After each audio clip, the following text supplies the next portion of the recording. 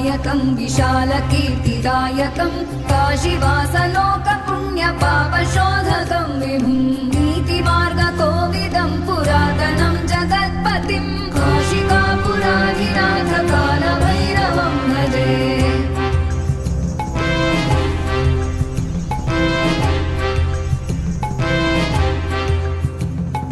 कालभैरवाष्टकं पठन्